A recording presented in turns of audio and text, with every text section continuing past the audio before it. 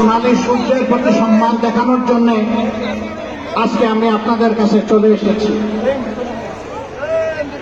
পীরগঞ্জের আপামর জনগণ, আজকে এখানে কোনো জনসভা নয়, কোনো মিটিং নয়, অন্তরে দ্রোহ,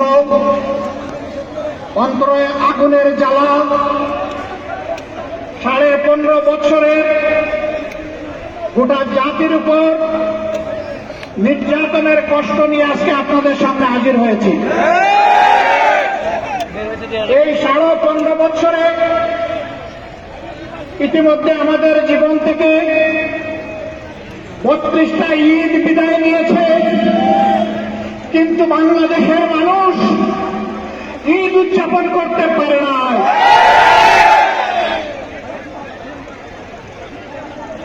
জায়গায় জায়গায় খুন গুম, হত্যা, ধর্ষণ, লুণ্ঠন,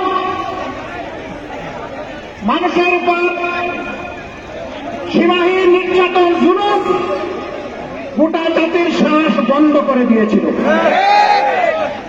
আল্লাহ তাআলার অশেষ মেহেরবানি, গত 4 তারিখ আল্লাহ তাআলা এই জাতির শ্বাস ফেলার সুযোগ করে দিয়েছেন।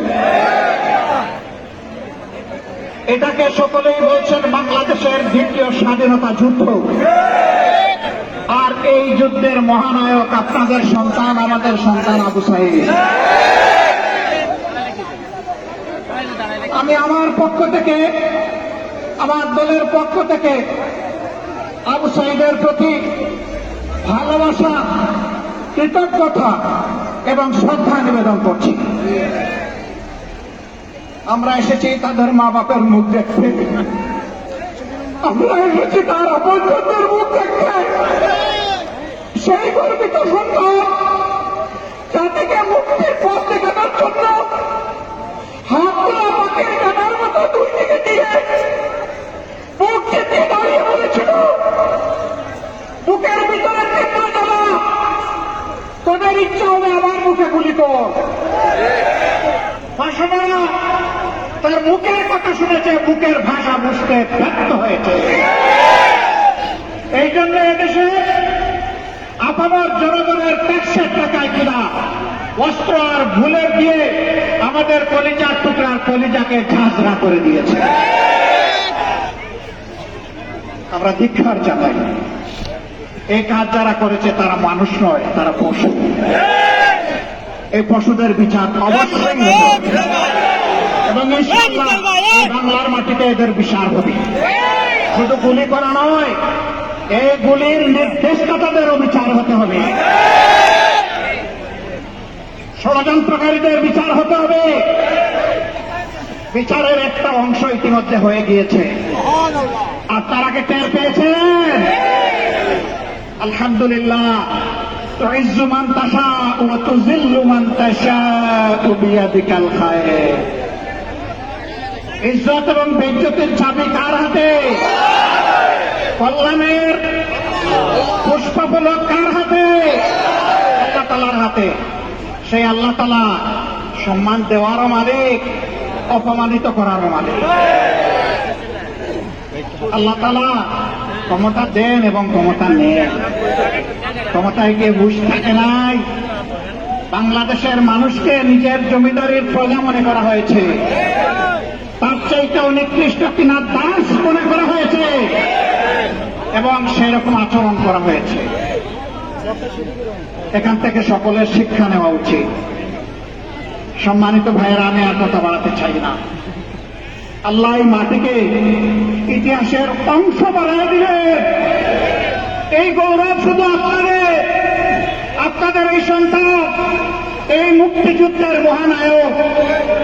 তার পরিবার চেয়েছে তাকে বীর ঘোষণা দেওয়া হোক। আমরা বলছি সে বীর নয়, সে তো মহানায়ক।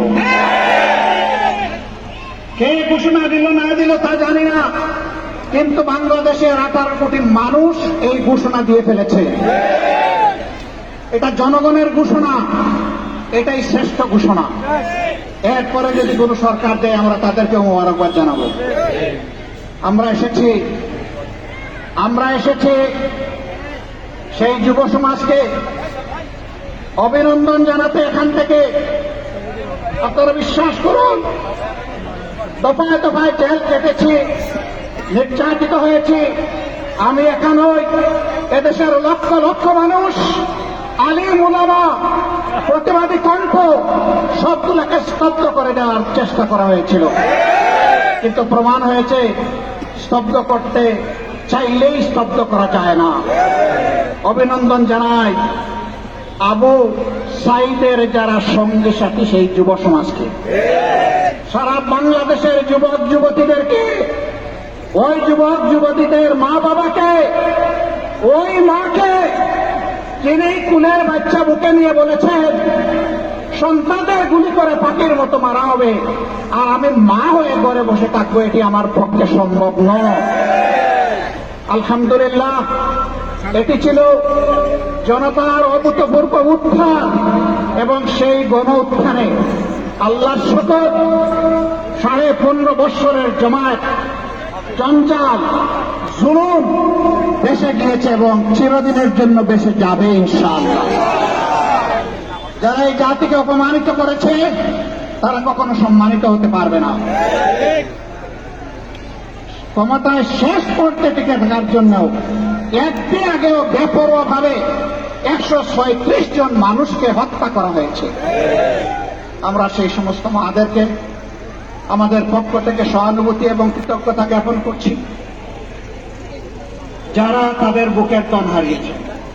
বাবাদেরকে করছি, আমাদের সেই সমস্ত বোনদেরকে করছি যারা তাদের স্বামী হারিয়েছে, এতিম বাচ্চাদেরকে করছি যারা তাদের হক বাবা হারিয়েছে, বোনদেরকে করছি যারা তাদের ভাই হারিয়েছে, ভাইদেরকে করছি যারা তাদের আপন ভাইকে হারিয়েছে। আপনাদেরকে অভিনন্দন, আপনাদের প্রতি জাতি কৃতজ্ঞ। আল্লাহ আপনাদেরকে সবরে জামিলা থাকুন।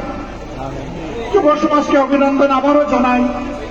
এক কৃতিত্ব ভাই তোমাদের, এই জাতি তোমাদের জন্য চিরদিন তোমাদের কাছে ঋণী থাকবে ইনশাআল্লাহ।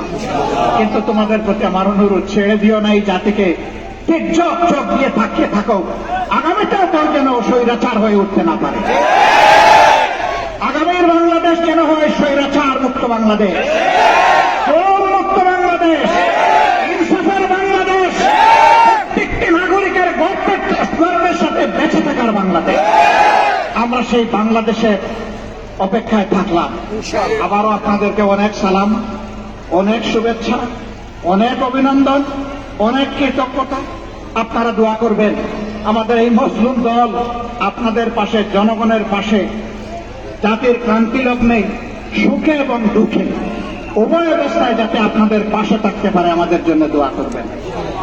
আপনাদের এই ভালোবাসার জন্য আমি অভিভূত। আপনারা কষ্ট করে এসেছেন, আমার পক্ষ থেকে আপনাদেরকে কিছুই দেওয়া সম্ভব নয়, শুধু কৃতজ্ঞতাটুকু আর শুধু ভালোবাসাটুকু। এর সাথে মহান রবের দরবারে দোয়া করি, হে আল্লাহ, তারা দেশকে ভালোবেসে, তোমাকে ভালোবেসে এখানে এসেছে, তুমি তোমার কুদরতের হাত দিয়ে তাদেরকে অফুরন্ত যাজা দিয়ে দাও, দুনিয়ায় দাও, আখিরাতে দাও, আর এই মাটির মর্যাদা তুমি বৃদ্ধ করে দাও। আল্লাহ হাফেজ। বাংলাদেশ জিন্দাবাদ, বাংলাদেশ জামাতে ইসলামী জিন্দাবাদ। আসসালামু আলাইকুম ওয়া রাহমাতুল্লাহ।